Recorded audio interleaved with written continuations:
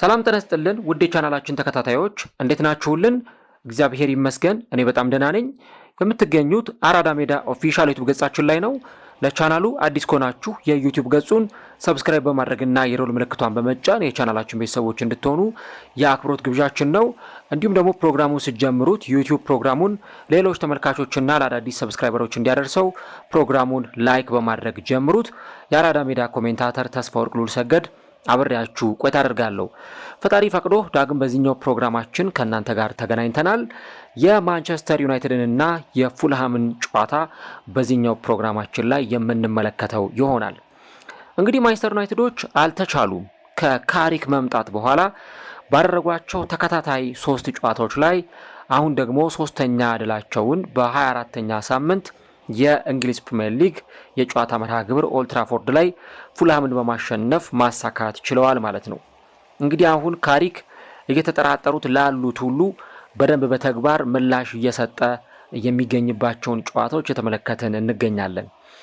ካሪክ እንግዲህ ወደ ማንቸስተር ዩናይትድ ሲመጣ አንድ በተለይ በጣም ትልቁ አጥያቂ ጉዳይ የነበረው እንዴት ነው እነዚህን ከባባድ ጨዋታዎች ሊወጣቸው የሚችለው የሚለው ጉዳይ ነበር። ምክንያቱም ጨዋታዎቹን የሚያከናውነው ከማንቸስተር ሲቲ፣ ከአርሰናል እንዲሁ ደግሞ ከፉልሃም ከመሳሰሉ ቡድኖች ጋር ስለነበር አሁን ካለው ከቡድኑ ከረንት ፐርፎርማንስ አንጻር እንዴት ነው ይሄንን የቡድን እንቅስቃሴ ተከትሎ ውጤት ሊያመጣ የሚችለው የሚል በጣም ብዙ አጥያቂ ነጥቦችና አጥያቂ ጉዳዮች ሁሉ ሲነሱ እንመለከት ነበር። ግን አሁን አሰልጣኙ በደንብ በዩናይትድ ቤት ምን ለመስራት እንዳሰበና ምን አይነት አሰልጣኝ እንደሆነ በደንብ እየተመለከትን እንገኛለን። 3 ጨዋታዎች አደረገ። 3ቱንም በብቃት ተወጥቶ ከ3 ጨዋታዎች ማግኘት ከሚገባው 9 ነጥብ 9ኙንም በማሳካት አሁን ማንቸስተር ዩናይትድን ወደ ቶፕ 4 መመለስ የቻለና ማንቸስተር ዩናይትድ በደረጃ ሰንጠረዡ 4ኛ ደረጃ ላይ እንዲቀመጥ ያስቻለ አሰልጣኝ ሆኗል። ይሄኛውም የፉልሃም ጨዋታ በዚህ መንገድ የተመለከትነው ነበር። በእርግጥ በሁለቱም ቡድኖች በኩል ስንመለከት ማንቸስተር ዩናይትድም ፉልሃምም በተመሳሳይ የ4-2-3-1 አሰላለፍን ይዘው ነው ወደ ሜዳ የገቡት። በእርግጥ በፉልሃም በኩል የቅርብ ጊዜ ጥንካሬያቸውን ስንመለከት እንደነበረው አንዱ በተከላካይ አማካይ ቦታ ላይ ሳንደርበርግንና እንዲሁ ደግሞ አሌክስ ኢዮቢን ማጣመራቸው ነው። አሌክስ ኢዮቢ እንደምታውቁት መስመር ላይ የሚጫወት የመስመር አጥቂ ነበረ። አሁን ግን ከመስመር ተጫዋችነት በተለይ ከግራ መስመር ወጥቶ አሁን በቅርብ ጨዋታዎች ላይ የ6 ቁጥር ሚናን የሚወጣ ተጫዋች መሆኑን እየተመለከት እንገኛለን። በማንቸስተር ዩናይትድ በኩል ግን ሴኒ ላመንስ፣ ሉክ ሾው፣ ሊዛንድሮ ማርቲኔዝ፣ ሃሪ ማጓየር፣ ዲዮጎ ዳሎ፣ ካዜሜሮ፣ ኮቢ ሜይኑ፣ ብሩኖ ፈርናንዴዝ፣ ማቴዎስ ኩኛ፣ አማድ ዲያሎ እና ብሪያን ምቡሞ ናቸው በዚህ ጨዋታ ላይ የተሰለፉት። እንግዲህ ከባለፉት 2 ጨዋታዎች ጋር ተመሳሳይነት ያለው አሰላለፍ ነው ካሪክ ይዞ ወደ ሜዳ የገባው። በአርሰናሉ ጨዋታ ላይ በማንቸስተር ሲቲውም ጨዋታ ላይ ተመሳሳይ የ4-2-3-1 አሰላለፍ ይዞ ነው የገባው። ምንም የቀየረው ተጫዋች አልነበረም። አሁንም በዚህ ጨዋታ ላይ አንድ ተጫዋች ብቻ ነው የተቀየረው፣ እሱም የፓትሪክ ዶርጉ አለመኖር ነው። ያው ፓትሪክ ዶርጉ እንግዲህ በጉዳት ምክንያት ቀጣዮቹ ጨዋታዎች ላይ አንመለከተውም እና የሱን ካላነሳን በስተቀረ ከዛ ውጪ ግን በዚህ ቡድን ውስጥ የምናያቸው ተጫዋቾች በቋሚነት ሲጀምሩ በተመሳሳይ ሁኔታ የምንመለከታቸው ተጫዋቾች ይሆናሉ ማለት ነው እና ማይክል ካሪክም ይህንን አይነት አሰላለፍ ይዞ ነው ወደ ሜዳ የገባው ማለት ነው። ከመጀመሪያው የጨዋታው ደቂቃ ጀምሮ የነበረውን እንቅስቃሴ ስትመለከቱ ማንቸስተር ዩናይትድ በጣም በጥሩ ሁኔታ ኳስ የተቆጣጠረ የተጫወተበት የተጋጣሚውን የፉልሃምን የመከላከል መስመር ለማስከፈት ከፍተኛ ጥረት የተደረገበት እንደሆነ ተመልክተናል። እንግዲህ በጨዋታው ላይ በእርግጥ ጆዋኪም አንደርሰን ከሳጥን ውጪ የሞከራት ሙከራ የመጀመሪያው የጨዋታው ሙከራ ነበረች። ከዛ በኋላ በ4ኛው ደቂቃ አማድ ዲያሎ በቀይ መስመር ላይ በጣም ጥሩ ኳስ ሞክሮ ግብ ጠባቂው ባርነር ሌኖ ነበር የመለሰበት። ከዚህ በተጨማሪ ደግሞ እንደዚሁ በ8ኛውም ደቂቃ ከማዕዘን ምት የተሻማውን ኳስ ሃሪ ማጓየር በግንባር ገጭቶ ባርነር ሌኖ ግብ ጠባቂው በጣም በጥሩ ሁኔታ ይዞበታል። ከአንድ ደቂቃ በኋላ ደግሞ ብሪያን ምቡሞ 1-1 ከግብ ጠባቂው ባርነር ሌኖ ጋር ተገናኝቶ ነበር። ነገር ግን የቡድኑ የተከላካይ መስመር ተጫዋችና በዚህ ጨዋታ ላይ ከብዙ ድራማዊ ትዕይንቶች ጋር የተመለከትነው ስፔናዊው ተከላካይ ጆርጌ ኩዌንካ በዚህ ጨዋታ ላይ እንደዚሁ ይሄንን ኳስ 1-1 ያገኘውን ኳስ እንዳይጠቀምበት ብሪያን ምቡሞን ገድቦታል ማለት ነው።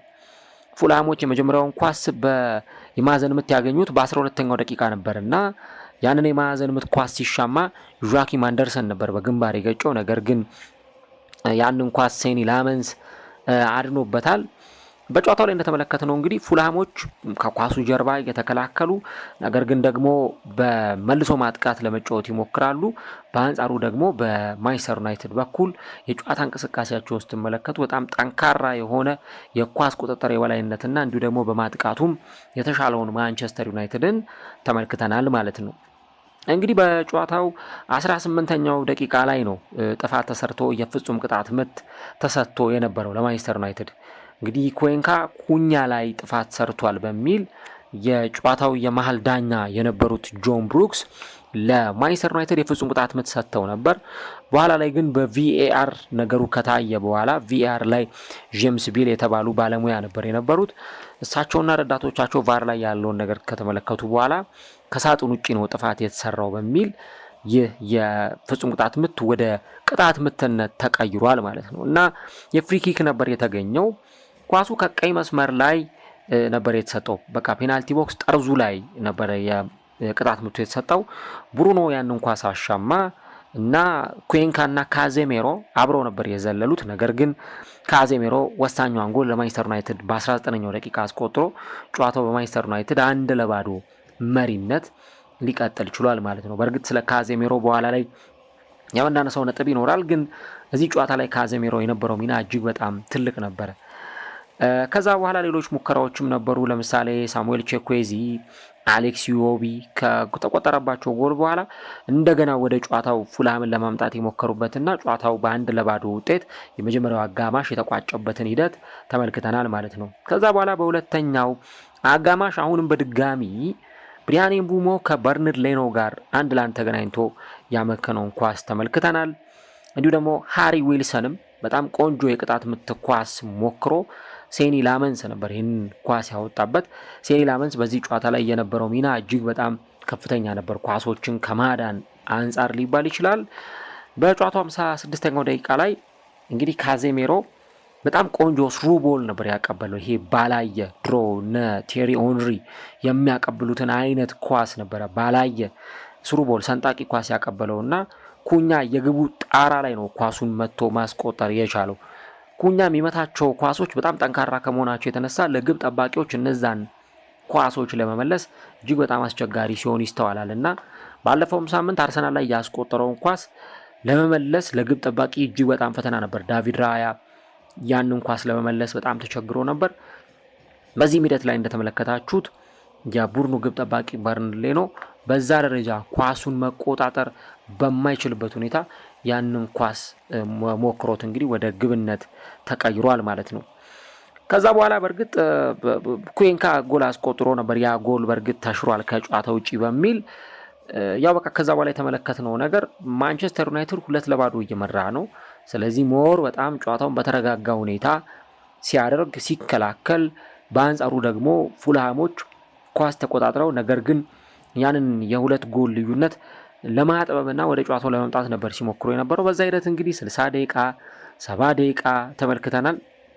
እንደውም ጭራሽ ዩናይትዶች ተጨማሪ ጎል ሁሉ ማስቆጠር ይችሉ ነበር። ለምሳሌ ቤንያሚን ሼሽኮ በጣም ቆንጆ በግንባር የገጫት ኳስ የግቡ ብረት የመለሰበት ኳስና እንደገና ደግሞ በድጋሚ በግንባር ገጭቶ የሞከረው ኳስ ስንመለከት ነበረ። ስለዚህ ፉልሃም ደቂቃዎች በሄዱ ቁጥር ወደ ጨዋታው ይመለሳል የሚል ምንም አይነት ቅድመ ግምት አልነበረም። እንደውም ሄምኔዝ በግንባር ኳስ ገጭቶ ግብ ጠባቂው ሴኒ ላመንስ ያዳነበትን ኳስ ተመልክተናል እና ከዛ በኋላ እንግዲህ በ83ኛው ደቂቃ ሳንደርበርግ በሃሪ ማጓየር በመጠለፉ ምክንያት ነበር የፍጹም ቅጣት ምት የተሰጠው። ይሄ የፍጹም ቅጣት ምት ኳስ በቀጥታ ፉልሃሞችን ወደ ጨዋታው እንዲመለሱ የጋበዛቸውና ወደ ጨዋታው ትራክ በደንብ እንዲመጡ ያደረጋቸው ነበረ። የፍጹም ቅጣት ምቱን ሄምኔዝ በጣም በተረጋጋ ሁኔታ ከአንዴም ሁለቴ ቆም እያለ ነው ያንን የፍጹም ቅጣት ምት የመታው። ላመንስ ወደ ቀኝ ነበር የተወረወረው። እንዲሁ ደግሞ በተመሳሳይ ሄምኔዝም ኳሷን የመታት በዛው መስመር ነበር በቀኙ መስመር። ነገር ግን ግብ ጠባቂው ሊያድናት አልቻለም። ጎሉ ተቆጥሮ ጨዋታው 2-1 ቀጠለ። ከዛ በኋላ አሁንም ማጥቃታቸውን ቀጠሉ። በእርግጥ ዳሎ ተቀይሮ ወጥቶ እንዲሁ ደግሞ ማዝራዊ ወደ ሜዳ ገብቷል።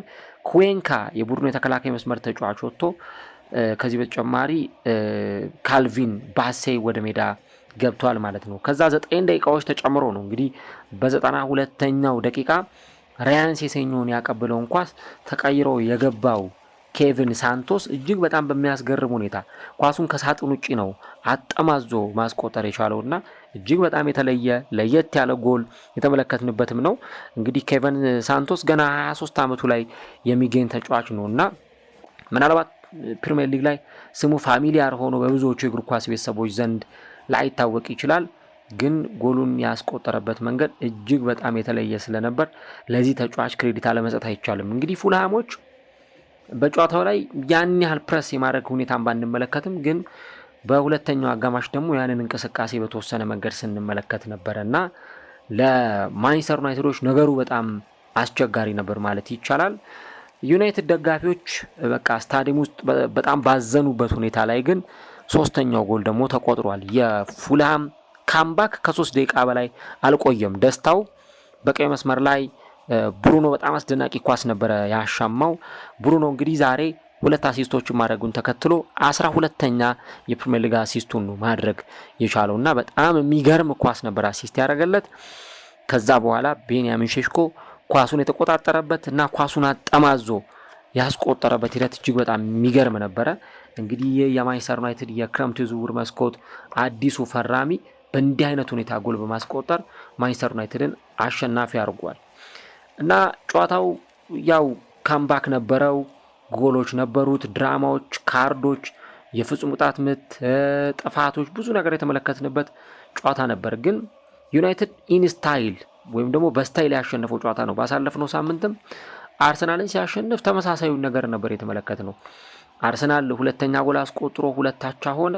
ከዛ 3ኛ ጎል ለማስቆጠር አርሰናል እየተጫወተ ባለበት ጊዜ ማንቸስተር ዩናይትዶች 3ኛ ጎል አስቆጥረው ያንን ጨዋታ አሸንፈው ወጥተዋል። አሁንም ከዛ ጋር ተመሳሳይ የሆነውን ፉልሃሞች 2ኛ ጎል አስቆጥረው በቃ ከዚህ በኋላ ወደ 3ኛ ጎል ሊመጡ የሚችሉበትን እድል ይፈጥራሉ ተብሎ ሲጠበቅ 3ኛ ጎል ተቆጥሮባቸዋልና ዩናይትድ እንግዲህ እጅግ በጣም በሚያስገርም ሁኔታ በጨዋታው ላይ ፐርፎርም ያደረገበትና ውጤት ይዞ የወጣበትን የጨዋታ ምሽት ተመልክተናል ማለት ነው። ከዚህ ጨዋታ ጋር ግን ተያይዞ በተለይ ካዜሜሮን አለማንሳት አይቻልም። አሁን ካዜሜሮ እንዴት ሊተካ ይችላል በማንቸስተር ዩናይትድ ቤት? አዎ ተጫዋቹ 33 ዓመቱ ነው፣ እድሜው ገፍቷል። ፕራይም ካዜሜሮ ካለፈ ቆየት ብሏል። ያ በሪያል ማድሪድ ቤት የምናውቀው ካዜሜሮ አይደለም አሁን እየተመለከትነው የምንገኘው።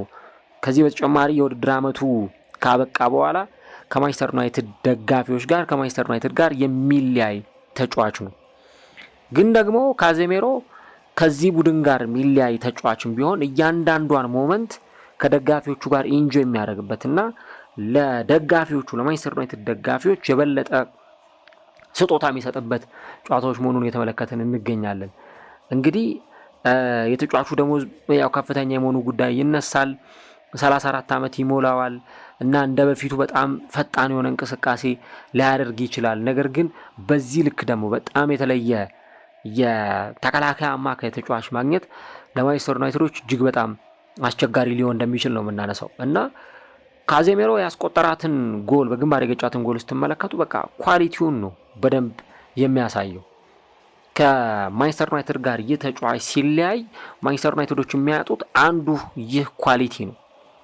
ምክንያቱም ኳሱ በተሻማበት ጊዜ ቅድም እንዳልኳችሁ ኩዌንካ ካጠገቡ ዘሎ ነበር፣ ግን ደግሞ ኤሪየል ዱዌሉን አሸንፏል። የአየር ላይ ባትሉን ካዜሜሮ አሸንፏል እና ብሩኖ ያንን ኳስ ሲያሻማለት የዘለለበት መንገድ፣ ኳሱን በግንባር ገጭቶ ወደ ጎልነት የቀየረበት መንገድ እጅግ በጣም የሚያስገርምም ነበረ እና ከዚህ በፊት ተጫዋቹ ላይ ብዙ አይነት ትችቶች ሲቀርቡበት እንመለከታለን። በተለይ ማንቸስተር ዩናይትድ ተጫዋቹን በ2022 ከሪያል ማድሪድ ካስፈረመ በኋላ ይህን ተጫዋች በተመለከተ ብዙ ትችት የሚወርድበት አይነት ተጫዋች ሆኖ እናገኛለን።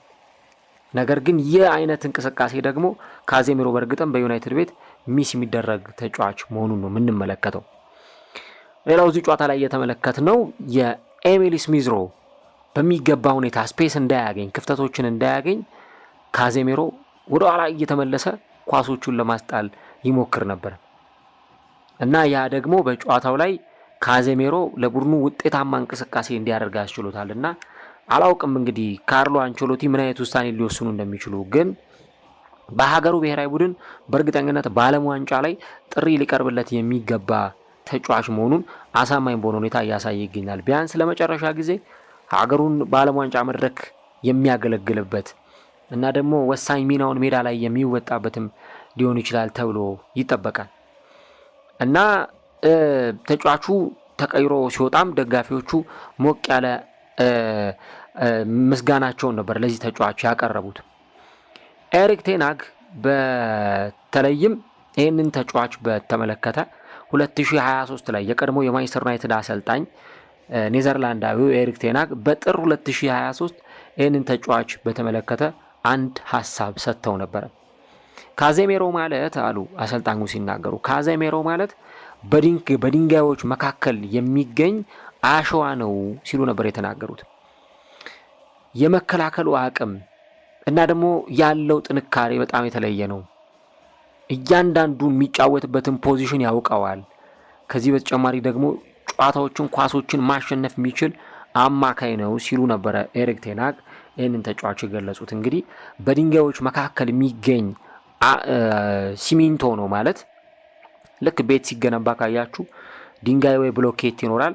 በዛ መሀል ደግሞ ያው ሲለሰን አሸዋ ይደረጋል፣ ያው ሲሚንቶ ይደረጋል ማለት ነው። እና ያንን በቃ በደንብ ቡድኑ ጠንካራ እንዲሆን ቤት እንዲሆን የሚያደርገው ሲሚንቶ ነው እና ቡድን እንዲሆን ማንቸስተር ዩናይትድ እንዲሆን የሚያደርገው ካዜሜሮ ነው የሚል አይነት ሀሳብ ነበረ እሳቸው ሲያነሱ የነበሩት እና በትክክል ያን ሚናውን በደንብ ሜዳ ላይ እየተወጣ እንዳለ እየተመለከትን እንገኛለን። ይሄ እንግዲህ አንዱ የዚህ ተጫዋች ጥንካሬ በዚህ ጨዋታ ላይ ተመልክተናል እና ጨዋታው ላይ አሲስት አድርጓል፣ ጎል አስቆጥሯል።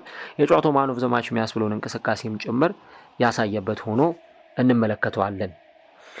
ከዚህ ጉዳይ ባለፈ ግን ማይክል ካሪክን ደግሞ እዚህ ጨዋታ ላይ አለማንሳት አይቻልም። በተለይ ማንቸስተር ዩናይትድ እንዲህ ካሉ ጥቅጥቅ ብለው ከሚጫወቱ ቡድኖች ጋር በእንደዚህ አይነት ሁኔታ እንዴት ሊጫወት ይችላል የሚለው በጣም ትልቁ ጥያቄ ነበር። በባለፈው በማንቸስተር ደርቢ ማንቸስተር ዩናይትድ ማንቸስተር ሲቲን ባሸነፈበት ጨዋታ ላይ አንድ አስተያየት ሰጥቶ ነበረ ፔፕ ጓርዲዮላ። ሁልጊዜ የሽግግር ቡድን ሆነ ላትጫወት ትችላለህ የሚል ሀሳብ ነበር የሰጠውና ሁልጊዜ ተመሳሳይ አይነት አጫወት እንደማይኖር ግልጽ ነው። ማንቸስተር ዩናይትድ ማንቸስተር ሲቲንና አርሰናልን ሲያሸንፍ ተመሳሳይ አይነት አሰላለፍ ይዞ ነበር ወደ ሜዳ የገባው። የጌም ፕላኑም ለመከላከል አስቦ ነው የገባው።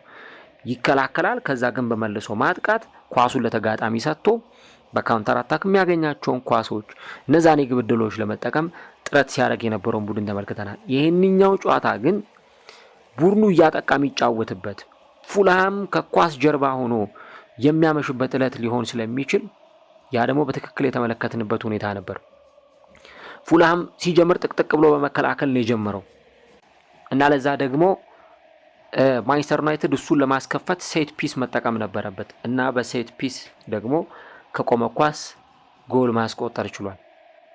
በ2025-26 የውድድር ዘመን ብንመለከት አርሰናል በጣም በከፍተኛ ሁኔታ ብዙ ሴት ፒሶችን ያስቆጠረ ቡድን ነው። 17 ጊዜ የሴት ፒስ ኳሶችን ተጠቅሞ እነዛን ኳሶች ወደ ግብነት መቀየር የቻለ ቡድን ነው። ማንቸስተር ዩናይትድ ግን በቆመ ኳስ በማስቆጠር ረገድ ደግሞ ጥሩ ሲዝንን እያሳለፈ የሚገኝ ክለብ መሆኑን እናነሳለን። በዚህ ጨዋታ ላይ ብሪያን ኤምቡሞ ኖርማል ሴንተር ፎርዋርድ ወይም የ9 ቁጥር ሚናን ይዞ ወደ ሜዳ የገባ ተጫዋች ነበር። ነገር ግን በማንቸስተር ሲቲና በአርሰናል ጨዋታ ላይ የሰራው ስራ ስለሚታወቅ ተጫዋቹን በጣም በከፍተኛ ሁኔታ ነበረ ማርክ ያደረጉት የነበረው እና ጨዋታው ላይ ማንቸስተር ዩናይትድ ጎል እንዲያስቆጥር እና ደግሞ ጎል አስቆጥሮ ጨዋታውን እንዲያሸንፍ የፊት መስመር ተጫዋቾቹ ሚና በጣም ከፍተኛ ነበር እና በዛ ምክንያት ኩኛ እንደዚሁ ጎል አስቆጥሯል። ተቀይሮ የገባው ቤንያሚን ሼሽኮ ደግሞ ከዚህም በተጨማሪ ጎል አስቆጥሯል። አሰልጣኝ ኦሌ ጉናር ሶልሻየር በማንቸስተር ዩናይትድ በሚያሰለጥኑበት ጊዜ ከሮሜሮ ሉካኩ ይልቅ አንቶኒ ማርሻልን ይጠቀሙበት ነበር። ቶኒ ማርሲያል በጣም ፈጣን የሆነ ተጫዋች ነው እና በተለይ ደግሞ ሶልሻየር በዚህ ቡድን ውስጥ በነበረበት ወቅት ይህንን አይነት አሰላለፍ ይጠቀም ነበር። ስለዚህ ይሄም ጨዋታ ላይ ወይ በባለፉት ጨዋታዎች ላይ ብንመለከት የፉልሃም መከላከል እንዳለ ቢሆንም ማንቸስተር ዩናይትድ ደግሞ ይህንን መከላከል ለማስከፈት ይህንን የመከላከል ቀጠና ለማስከፈት ከፍተኛ የሆነ ጨዋታን ማከናወን ይጠበቅበት ነበር። ያንን በደንብ እዚህ ጨዋታ ላይ ተመልክተናል። እንደውም በዚህ አትሌቲክ ላይ አንድ ጽሑፍ ስመለከት ነበርና ይሄንን ጨዋታ ማንቸስተር ዩናይትድ ሲያከናውን ጨዋታው ሪል ቴስት ወይም ደግሞ ትልቅ ፈተና ነው ተብሎ የሚጠቀስ ጨዋታ ከሆነ ማንቸስተር ዩናይትድ ይሄንን ፈተና ቢ አግኝቶ አልፏል የሚል ሀሳብ ነበር ያነሳውና በጣም በልዩነት ማንቸስተር ዩናይትዶች ማጥቃቱ ላይ ጥሩ የነበሩበት ግን 2 ጎል ማስቆጠረው ደግሞ መከላከላቸው ስቴብል አልነበረም። ተቆጠረባቸው የፍጹም ቅጣት ምት ጎል ወዲያውኑ ወደ ጨዋታ እንዲመለሱ አድርጓቸዋል ፉልሃሞችን። ከዚህ በተጨማሪ በጨዋታው ሂደት ላይ ደግሞ እንደገና ሌላ ወሳኝ ጎል አስቆጥረው አቻ ሆኖ ነበር ፉልሃሞች። ስለዚህ ይህን ነገር እናነሳለን። ግን ማንቸስተር ዩናይትድ ደግሞ ማይክል ካሪክ ከ3-3 ማሸነፉ በጣም ልዩነት ፈጣሪ ነው። ዘንድሮም ሩበን አሞሪም ያንን ነገር ሲያደርገው ተመልክተናል። ከ3 ጨዋታ 3ቱንም ያሸነፈበት ጊዜ ነበረ። ግን ተከታታይ ጨዋታዎችን ማሸነፍ በተለይ ደግሞ ምን ያክል ወሳኝ እንደሆነ የምታውቁት ከዛ በኋላ በሚመጣው ጊዜ ነው። አሁን ማንቸስተር ዩናይትድ ይህንን ጨዋታ አሸንፎ ወደ 4ኛ ደረጃ መጥቷል። ቼልሲን እንዲሁ ደግሞ ከዚህ በተጨማሪ ሊቨርፑልን ከደረጃቸው ዝቅ አድርጓቸዋል። መልሶ ወደ 4ኛ ደረጃ መጥቷል። ወደ 3ኛ ሁሉ ከፍ ሊል የሚችልበት እድል አለ። ማይክል ካሪክ ወደዚህ ቡድን ከመጣ በኋላ የታክቲክ ለውጥ የቡድን ለውጥ ብቻ ሳይሆን ያደረገው በአጠቃላይ ታክቲካል የሆነ ለውጥና ቡድኑን በስነ ልቦና ረገድ እንዲቀየር የስነ ልቦና ለውጥም ደግሞ ቡድኑ እንዲያሳይ ያስቻለ አሰልጣኝ ነው። አሁንም ቢሆን ሌሎች ከባባድ ጨዋታዎች ይቀጥላሉ። ለምሳሌ ቀጣይ ሳምንት ከቶተናም ስፐርስ ጋር ነው የሚጫወተው። ቶተናም ሁልጊዜ ዩናይትድን ሲገጥመው ምን ያክል ፈታኝ ሆኖ እንደሚቀርብ ይታወቃልና አሁንም ይህ ጨዋታ ለማይክል ካሪክ እጅግ በጣም ፈተና የሚታይበት ጨዋታ ሊሆን እንደሚችል ይጠበቃል። ግን ካሪክ ደግሞ ያንን ፈተና እንዴት አድርጎ ይወጣል የሚለው እጅግ በጣም የሚያጓጓ ጥያቄ ነው። ግን ማንቸስተር ዩናይትድ በጥቅሉ ካነሳ ነው በተከታታይ ጨዋታዎች ላይ የሚገርም ፐርፎርማንስ ያሳየበት። እስቲ ደግሞ ዩናይትድ እያጠቃ ሲጫወት እንዴት ነው ሲከላከል አይተነዋል። ከሊቨርፑል ጋር ከአርሰናል እና ከማንቸስተር ሲቲ ጋር አይተነዋል። በካውንተር አታክ እያጠቃ ሲከላከል፣ አሁን ደግሞ በትክክል በስነ ስርዓት ሲያጠቃ እንዴት ነው የሚለውን ነገር እዚሁ የፉላሙ ጨዋታ ላይ ተመልክተናልና አሁን የማንቸስተር ዩናይትድ ተጫዋቾች ኮንፊደንስ እንደተመለሰ አሰልጣኙ በዚህ ቡድን ውስጥ የምር ብዙ እየቀየራቸው ያሉ ነገሮች እንዳሉ የተመለከትንበት ሆኗልና ይህ ጨዋታ የማንቸስተር ዩናይትድ ሌላ ድል የተመዘገበበት ወደ 4ኛ ደረጃ ወይም ወደ ቶፕ 4 የመጣበት መሆኑን እንመለከታለንና በጨዋታው ላይ በተለይ ጨዋታው የመጀመሪያው አጋማሽ ብዙ የሚያዝናና አልነበረም። ግን የሚያዝናናም ጨዋታም ደግሞ ባይሆን የዩናይትድ ተጫዋቾች ጥንቃቄ በጣም የሚደነቅ ነው። ሉክ ሾው ሃሪ ዊልሰንን በቃ አላፈናፍን ብሎት ነበረ እዚህ ጨዋታ ላይ ያየ ነው። የማንቸስተር ዩናይትድ የተከላካይ መስመር ተጫዋቾች ተገቢውን ነገር ያደረጉበት የጨዋታ ምሽት እንደነበር አይተናል።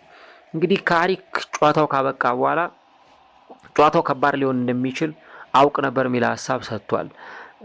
ከዚህ በተጨማሪ ደግሞ በጨዋታው ላይ የሚጠበቅ ነገርም ነበር። ምክንያቱም 52% ማንቸስተር ዩናይትድ የማሸነፍ ፕሮባቢሊቲ ሰጥቶታል እና በሎ ብሎክ በሚጫወቱ ቡድኖች ላይ ዩናይትድ ምን አይነት ሪአክሽን ያሳያል የሚለውን ነገር ብዙ ሰዎች ሲጠብቁ ነበረ።